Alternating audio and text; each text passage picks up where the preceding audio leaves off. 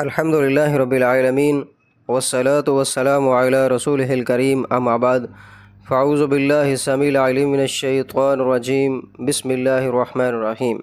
آج ہمارا 11واں پارہ ہے۔ اس پارے میں 2 صورتیں ہیں، ایک تو سورۃ توبہ کا بقیہ حصہ جس کے 5 رکوع ہیں، اور دوسری سورہ یونس ہے جو مکمل اسی پارے کے اندر موجود ہے، اس کے 11 رکوع ہیں، اور پھر سورہ ہود کی بھی ابتدائی چند آیات اس پارے کے اندر موجود ہیں۔ تو سورہ توبہ کا آخری حصہ غزوہ تبوک کے بعد نازل ہوا۔ اس میں ان لوگوں کا تذکرہ ہے کہ جو غزوہ تبوک میں شامل نہیں ہوئے تھے۔ تو سورہ توبہ میں بنیادی طور پر 3 باتوں کا ذکر کیا گیا ہے۔ نمبر 1 تو منافقین کی مذمت کی گئی، نمبر 2 مومنین کی صفات بیان کی گئی، اور نمبر 3 یہ ہے کہ غزوہ تبوک میں شرکت نہ کرنے والے 3 مخلص صحابہ کرام ان کا تذکرہ ہے۔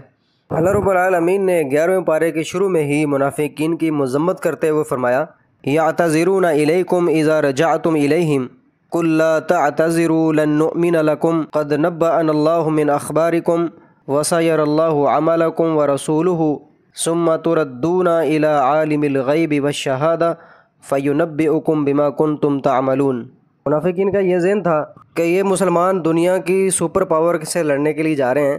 تو یہ مسلمان بچ کر واپس تھوڑی آئیں گے، تو اس لیے منافقین گئے ہی نہیں۔ تو جب ان کو پتہ چلا کہ مسلمان فتح یاب ہو کر واپس آ گئے ہیں، تو یہ منافقین اللہ کے نبی صلی اللہ علیہ وسلم کے پاس حاضر ہوئے اور آ کر طرح طرح کے بہانے بنائے اور پھر طرح طرح کے عذر پیش کیے کہ ہم اس وجہ سے نہیں جا سکے، اس وجہ سے نہیں جا سکے۔ تو ان کے بارے میں اللہ رب العالمین نے واضح فرما دیا کہ تمہارے سامنے عذر پیش کریں گے، جب تم ان کی طرف واپس آؤ گے تو ان کو کہہ دے عذر مت کرو، ہم ہرگز تمہارا یقین نہ کریں گے، بے شک اللہ تعالیٰ ہمیں تمہاری کچھ خبریں بتا چکا ہے اور ان قریب اللہ تمہارا عمل دیکھے گا۔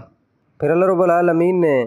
ان منافقین کا ایک اور جگہ پر ذکر کیا کہ یہ مسجد قباء سے کچھ فاصلے پر انہوں نے ایک مسجد بنائی، وہ بیسیکلی اسلام کے خلاف سازش کرنے کے لیے اللہ کے نبی صلی اللہ علیہ وسلم کے پاس آئے، کہنے لگے کہ ہماری مسجد کے افتتاح کر دیجئے۔ تو اللہ کے نبی فرمایا کہ میں غزوہ تبوک سے واپس آ جاؤں اور واپس آ کر آپ کی مسجد کا افتتاح کروں گا۔ جب رسول اللہ صلی اللہ علیہ وسلم واپس تشریف لائے تو آپ صلی اللہ علیہ وسلم نے اس مسجد کا افتتاح کرنا تھا، تو اللہ رب العالمین نے وحی کے ذریعے آپ صلی اللہ علیہ وسلم کو ان کے مقصد سے آگاہ کر دیا، یہ اسلام کے خاتمے کے لیے یہ کام کرنا چاہ رہے ہیں۔ اس کے بعد نمبر 2 ہے مومنین کی 9 صفات۔ تو سورۃ توبہ کی آیت نمبر 112 کے اندر اللہ رب العالمین نے مومنین کی کچھ صفات جو بیان کی ہیں، فرمایا التائبون العابدون الحامدون السائحون الراکعون الساجدون الآمرون بالمعروف والناہون عن المنکر، کہ وہ توبہ کرنے والے ہیں، عبادت کرنے والے ہیں، حمد کرنے والے ہیں، روزہ رکھنے والے، رکوع کرنے والے، سجدہ کرنے والے، نیک کاموں کا حکم کرنے والے، بری باتوں سے منع کرنے والے، اور نمبر 9 اللہ کی حدود کی حفاظت کرنے والے ہیں۔ اس کے بعد نمبر 3 کہ غزوہ تبوک میں شرکت نہ کرنے والے 3 مخلص صحابہ کرام کا ذکر اللہ تعالیٰ نے فرمایا۔ جب رسول اللہ صلی اللہ علیہ وسلم غزوہ تبوک سے واپسی آئے تو ان صحابہ کرام نے نبی صلی اللہ علیہ وسلم کو بالکل واضح طور پر سچی بات بتا دی، اور یہ 3 صحابہ کرام حضرت کعب بن مالک رضی اللہ تعالیٰ عنہ، حضرت ہلال بن امیہ رضی اللہ تعالیٰ عنہ، اور حضرت مرارہ بن ربیع رضی اللہ تعالیٰ عنہ، ان تینوں صحابہ کرام سے 50 دن کا بائیکاٹ کیا گیا۔ پھر انہوں نے اللہ سے توبہ کی تو ان کی توبہ اللہ تعالیٰ نے قبول کر لی، اور اللہ رب العالمین نے وحی کے ذریعے نبی صلی اللہ علیہ وسلم کو یہ پیغام پہنچا دیا۔ تو نبی صلی اللہ علیہ وسلم نے صحابہ کرام کو بتلایا کہ اللہ تعالیٰ نے ان تینوں صحابہ کرام کو معاف فرما دیا ہے۔ تو یہ سورۃ توبہ کی آیت نمبر 118 کے اندر اللہ رب العالمین نے ان 3 صحابہ کرام کے بارے میں یہ آیت نازل فرمائی وَعَلَى الثَّلَاثَةِ الَّذِينَ خُلِّفُوا حَتَّى إِذَا ضَاقَتْ عَلَيْهِمُ الْأَرْضُ بِمَا رَحُبَتْ وَضَاقَتْ عَلَيْهِمْ أَنفُسُهُمْ۔ اور اس پارے میں دوسری صورت ہے سورہ یونس۔ تو سورہ یونس رسول اللہ صلی اللہ علیہ وسلم کی مکی زندگی کے آخری دور میں نازل ہوئی۔ اس میں مشرکین مکہ کے کردار کا تذکرہ کیا گیا اور پھر ان کے عقائد کا رد کیا گیا۔ تو سورہ یونس میں بنیادی طور پر 4 باتوں کا ذکر کیا گیا۔ نمبر 1 توحید کا ذکر، نمبر 2 رسالت کا ذکر، نمبر 3 قیامت کا ذکر، اور نمبر 4 قرآن کی عظمت۔ تو سورہ یونس کی آیت نمبر 31 کے اندر یہ اللہ رب العالمین نے واضح کیا ہے کہ رازق اللہ ہے، مالک بھی اللہ ہے، خالق بھی اللہ ہے، اور ہر قسم کی تدبیر کرنے والا اللہ تعالیٰ ہی ہے۔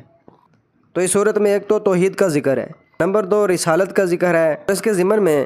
حضرت نوح علیہ السلام، حضرت موسیٰ علیہ السلام، حضرت ہارون علیہ السلام اور حضرت یونس علیہ السلام کے قصوں کو ذکر کیا گیا۔ حضرت نوح علیہ السلام نے اپنی قوم کو دعوت دی اور بہت عرصہ دعوت دیتے رہے، اور پھر اللہ رب العالمین نے نوح علیہ السلام کو کشتی بنانے کا کہا، کشتی بننے کے بعد پھر کہا کہ ان اپنے ماننے والوں کو کشتی کے اندر سوار کر لیجئے، اور باقی سب جو کہ اللہ رب العالمین کے نافرمان تھے وہ سارے کے سارے پانی میں غرق ہو گئے۔ اور اس کے بعد حضرت موسیٰ علیہ السلام اور حضرت ہارون علیہ السلام کو اللہ تعالیٰ نے فرعون کی طرف بھیجا کہ اس فرعون کو دعوت دو اور بڑی نرمی کے ساتھ اس سے بات کرنا۔ جب دعوت دی گئی تو فرعون اور اس کے سرداروں نے بات نہ مانی کہ فرعون نے خدائی کا دعویٰ کر دیا۔ حضرت موسیٰ علیہ السلام کو جادوگر بتلایا اور ان کے مقابلے میں اپنے جادوگروں کو لے آیا، حتیٰ کہ جادوگر حضرت موسیٰ علیہ السلام پر ایمان لے آئے۔ پھر اللہ تعالیٰ نے حضرت موسیٰ علیہ السلام اور حضرت ہارون علیہ السلام کو حکم دیا کہ اپنی قوم کے لیے مصر میں گھر اور مسجدیں بنائیں، پھر مسجدوں میں سب نماز ادا کریں، اور پھر بنی اسرائیل کے لیے اللہ رب العالمین نے سمندر میں راستے بنا دیے، اور یہ فرعون وہیں اس سمندر کے اندر ڈوب کر مر گیا۔